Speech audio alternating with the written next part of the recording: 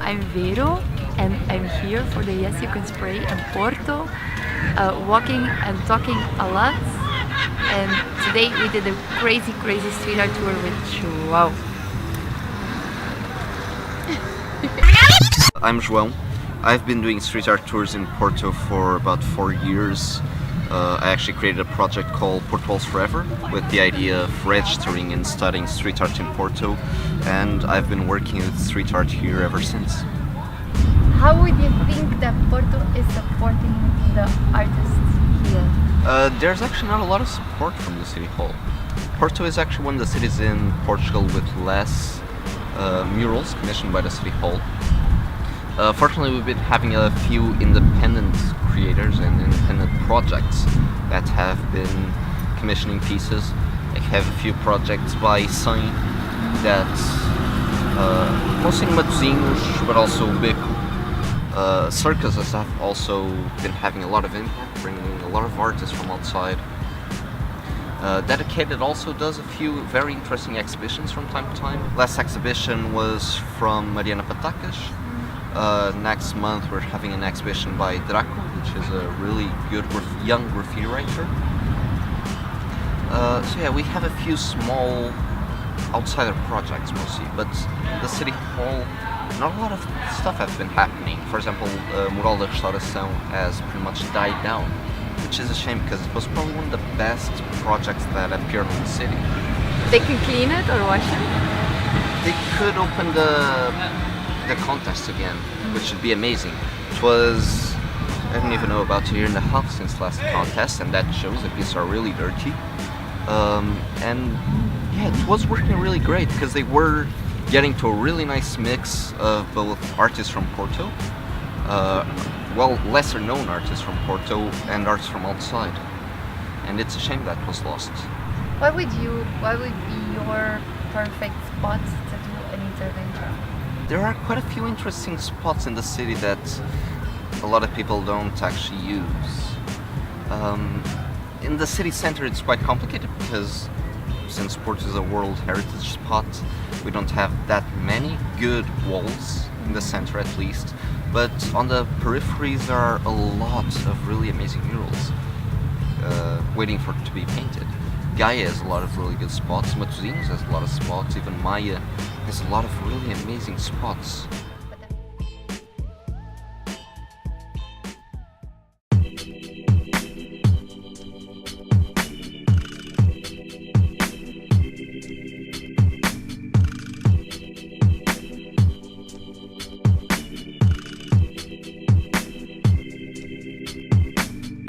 We are now in the tattoo studio with Costah. Check this out. I define myself as a creative person. I say this why? Because I love to make music, I love photography, I love to make videos, I love to do street art, graffiti, tattoos of course, illustrations, so I love to do stuff. But the stuff that I do and that works better is street art and tattoo. I start with graffiti more or less in 1997. I don't know very well, but more or less 20 years ago. I started to tattoo in 2002, but I just did it for 1 year and then I stopped.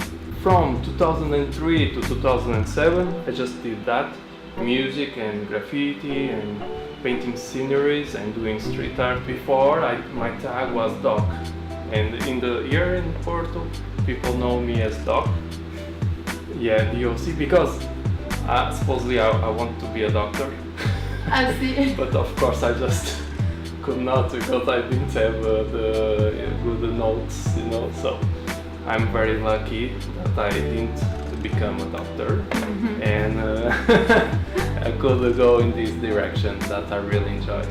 This idea of traveling around Portugal and putting these paste ups everywhere is because my art is more or less always inspired in history. So what I want to say with this is that old buildings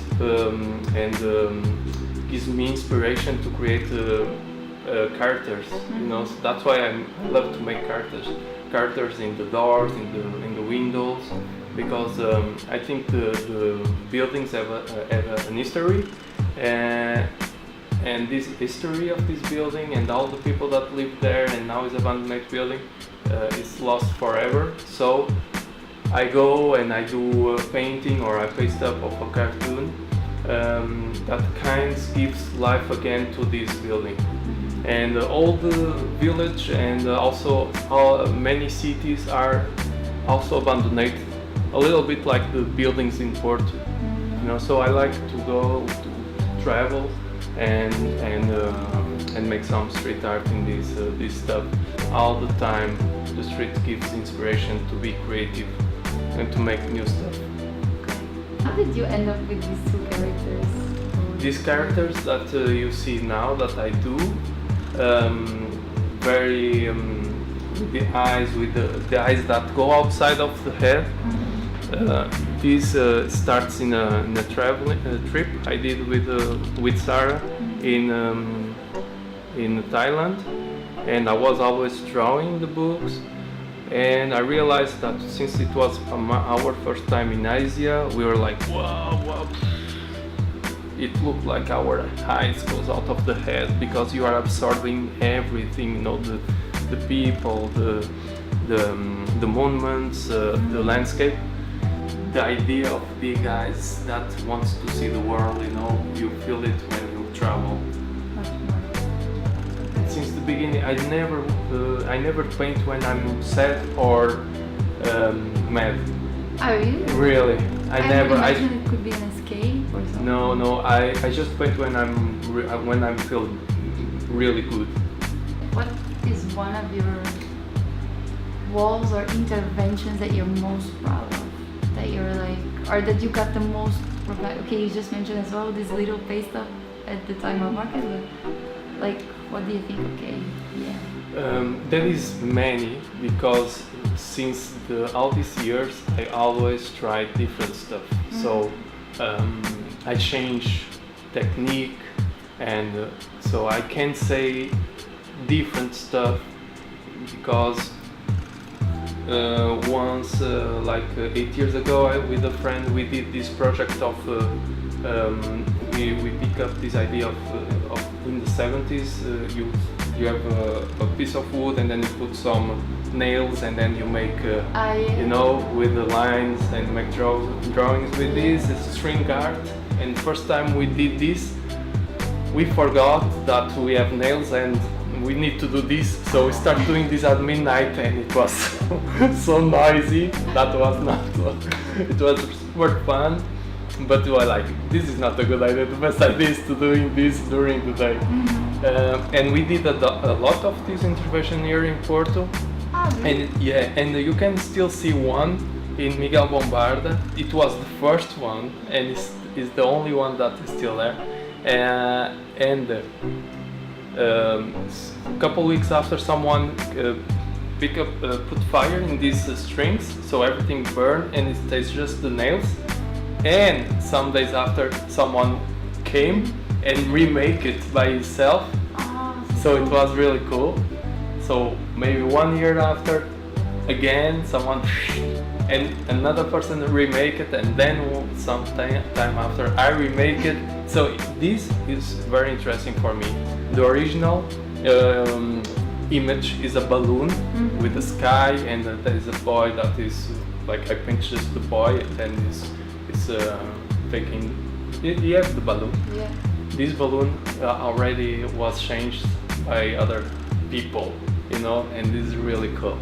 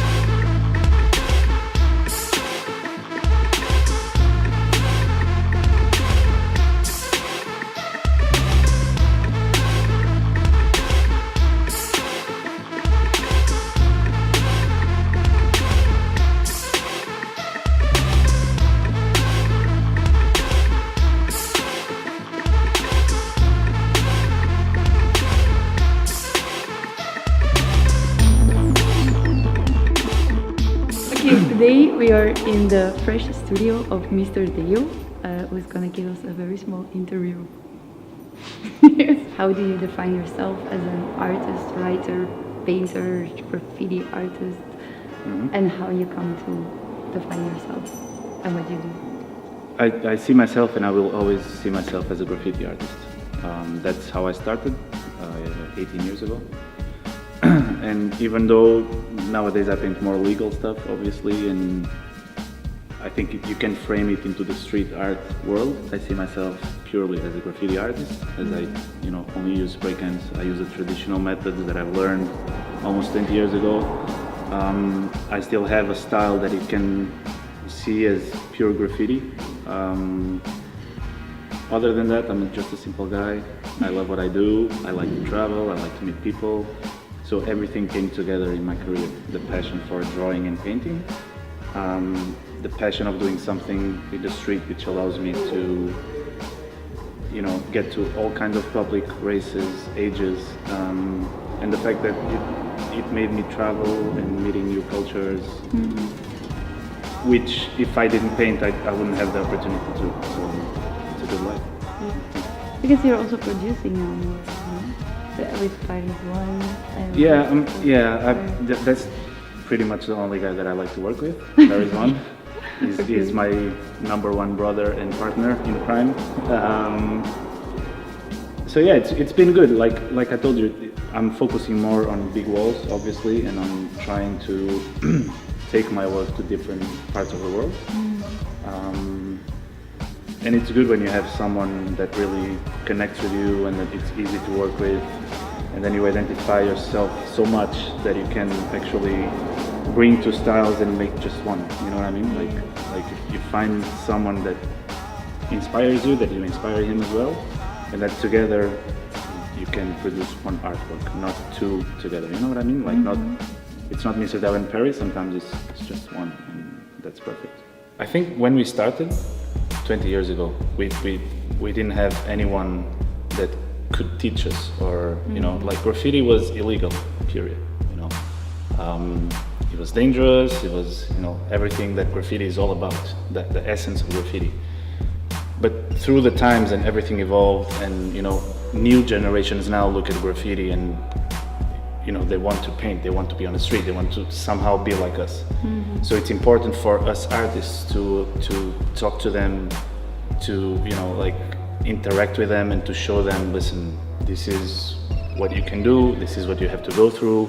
It's important for us as well to tell them, this is not about leaving college and I want to paint a wall because it's cool and because everybody's doing it.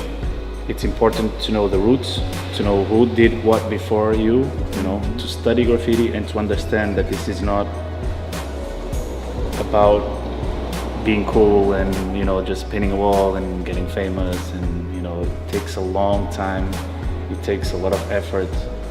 I remember in my younger days that, my friends would go to a club and I was going to paint. So you have to make choices, you have to make options in your life to be able to be professional one day or to do this as a living. So especially when we travel and we have the opportunity to communicate with them, it's important for us to show them the rules or the most important thing about graffiti and about the development of graffiti. How important is the streets nowadays still for your work? Knowing that you can do... No graffiti artist can leave the street, ever. Okay. So, I'm not against, for example, doing exhibitions. You can do exhibitions, you can have your work in canvas. But I think if you make the transition of stop painting on the street just to paint canvas or to do interior work or whatever, you're no longer a graffiti artist. You know what I mean? You have to keep your presence on the street as long as you're painting. It's the most important thing about graffiti and street art is the street. Always. So doesn't matter if it's legal, illegal? No. To me, it doesn't matter. I mean, graffiti, it will always be illegal, and I think that artists that started that way will always do illegal stuff. Even if they don't show it, it's inside of us. It's like a drug, it's like an addiction. You have to do something illegal. You have to still be active on the street. I've been through everything, from tagging to bombing to painting trains to go to court to, run from the police. And I think that's exactly why I got here. You know what I mean? Like, there's a few steps that I think you have to go through to be able to do this one day and to look back and say it was worth it. And earn as well the respect of your fellow. Of course, the community, that's the main rule of graffiti, is the respect. That's what I told you. It's not about leaving college and projecting and painting a wall with brush. For us, community, okay, it can be beautiful. It can be, public can accept it and like it, but for us, it's not the real thing. It will never be the real thing, But as a community, the respect is the, all this route that you have to go, all this path that you have to take. Before you reach something or some position or some name in this world, you have to conquer the respect. And the respect is conquered exactly by doing this step by step. But I think the most important thing is to communicate. We have the power, like the street, is the most powerful thing for us to communicate. Exactly like I told you, because if you go to a gallery, either you pay for it, or you're invited, or you go there to eat on the launching of the exhibition and to drink some wine, and the status thing that, I've been here and I know this guy and I know that guy. But there's no message in the paintings. It's either you like it or not, you have it in your living room or not. But, like when you go to the street and you stop and you look at a painting, it's supposed to communicate. You have to read it, you have to understand, you have to, it has to somehow mix with your feelings. You have to feel something.